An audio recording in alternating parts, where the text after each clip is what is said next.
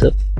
Hari ini saya akan memberikan tutorial Sony Vegas Pro 11. Tapi sebelum kita gunakan apa itu Sony Vegas Pro 11, kita harus tahu dulu apa sih sebenarnya itu Sony Vegas Pro 11. Oke. Apa itu Sony Vegas Pro? Sony Vegas Pro adalah software video editing buatan Sony Creative Software. Ya, untuk versi Pro itu dimulai dari versi 9, 10, 11, 12. Tapi untuk saat ini saya akan menggunakan yang versi 11. Lalu spesifikasi Vegas Pro. Jadi sebelum kita pakai software ini, pastikan dulu spesifikasi komputer kamu sudah mencukupi. Sony Vegas Pro. Operating sistemnya harus menggunakan Windows, Microsoft Windows, boleh itu Vista atau Windows 7. Jadi untuk kamu yang pakai Macintosh atau Ubuntu, mohon maaf, karena Sony Vegas Pro untuk saat ini yang saya tahu belum kompatibel untuk operating system itu.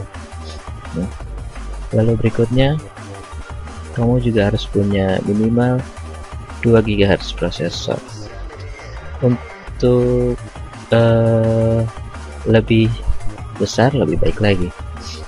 Lalu 500 MB hard disk. Oke, ini jadi untuk file instalasinya dia menggunakan file sebesar 500 MB. Jadi untuk hari ini sih files cuma 500 MB sih gampang ya. Lalu 2 GB RAM, recommended 4 GB. Memang untuk memproses video itu butuh RAM yang lebih besar gitu. Jadi minimal pastikan 2 GB RAM. Tapi kalau misalnya kamu cuma punya Windows XP dan RAM cuma 1 GB, mungkin kamu bisa menurunkan versinya menjadi versi 9 atau versi 10, dan kurang lebih itu masih sama. Jadi Vegas Pro 9 dan 10 masih bisa digunakan. Lalu kenapa harus Vegas Pro? Sepengalaman saya menggunakan software editing, Vegas Pro ini kurang lebih file instalasinya lebih kecil. Karena file instalasinya lebih kecil, jadi program lebih ringan untuk komputer kita gitu ya. Jadi selama saya memakai dari Vegas Pro 9, 10, 11 masih sangat mencukupi kebutuhan saya dalam mengedit. Oke. Lalu banyak plugin ini nanti untuk tambahan efek dan transisi nanti yang kita pakai.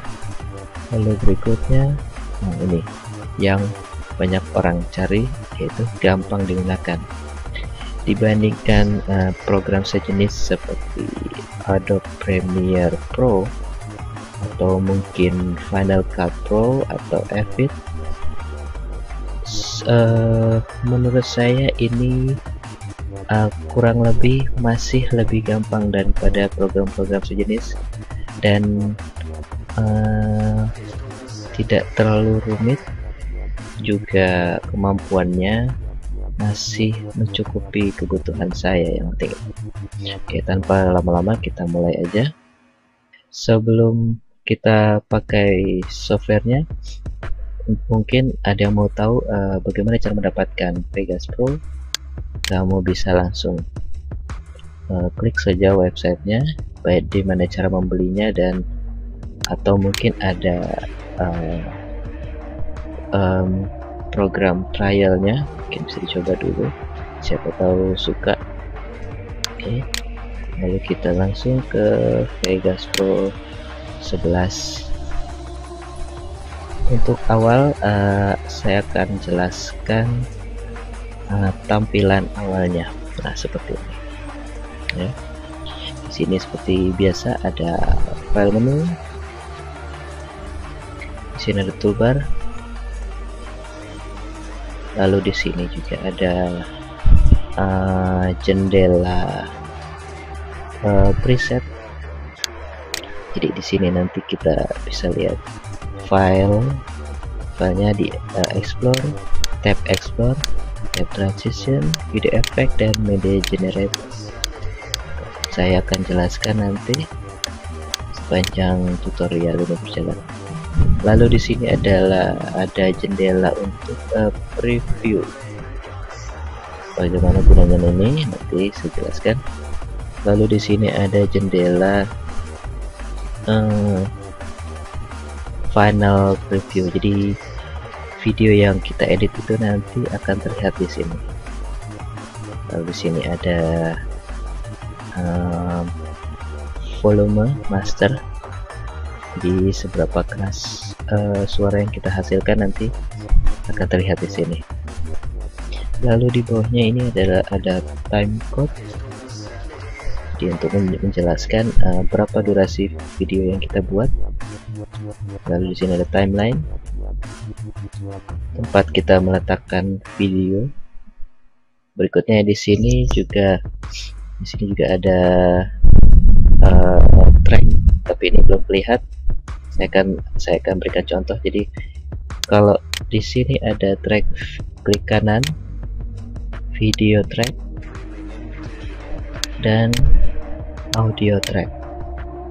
Jadi video itu adalah gabungan dari sebaiknya adalah gabungan dari